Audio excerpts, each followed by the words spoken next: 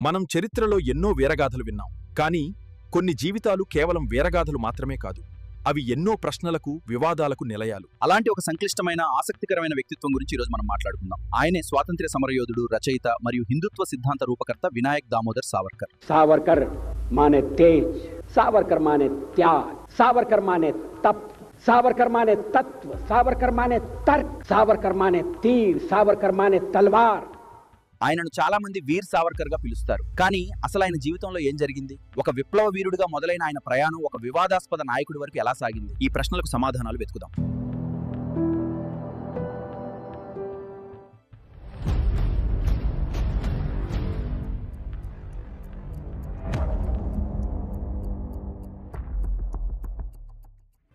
మే 1883 మహారాష్ట్రలోని బగూర్ గ్రామంలో సావర్కర్ గారు జన్మించారు. కేవలం 15 ఏళ్ల వయసులోనే దేశానికి సంపూర్ణ స్వాతంత్ర్యం కావాలని కలలు కన్నారు. అప్పుడే తన అన్నయ్య గణేష్ సావర్కర్ తో కలిసి అభినవ్ భారత్ సొసైటీ అనే ఒక రహస్య విప్లవ సంస్థను స్థాపించారు. ఈ సంస్థ బ్రిటిష్ వారికి వ్యతిరేకంగా సాయుధ పోరాటం చేయాలని లక్ష్యంగా పెట్టుకుంది. 1906లో సావర్కర్ ఉన్నత విద్య కోసం లండన్ వెళ్లారు.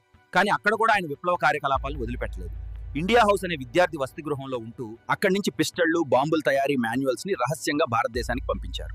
అప్పుడే ఆయన రాసిన గొప్ప పుస్తకం the Indian war of independence of 1857. ఈ పుస్తకాన్ని బ్రిటిష్ ప్రభుత్వం ప్రచురణకు ముందే నిషేధించింది.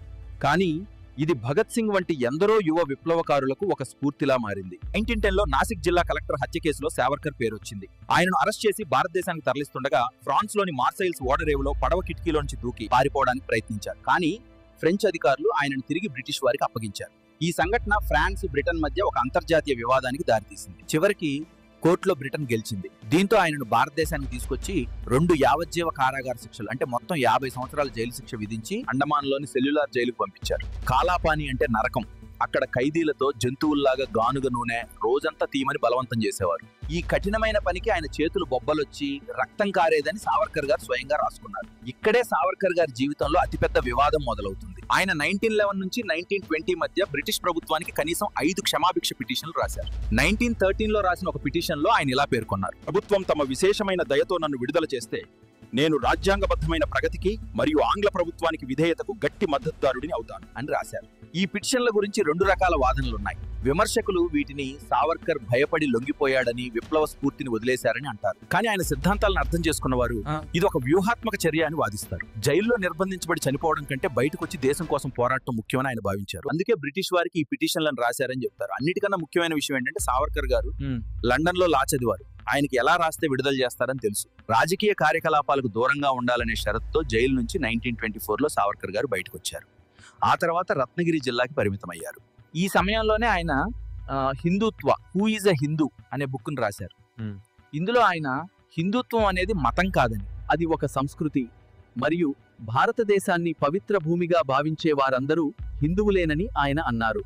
1937లో ఆయనపై ఉన్న అన్ని ఆంక్షలు తొలగిపోయాయి. ఆ తర్వాత ఆయన హిందూ మహాసభకు అధ్యక్షుడిగా బాధ్యతలు చేపట్టారు. ఈ పదవిలో 7 సంవత్సరాలు కొనసాగారు.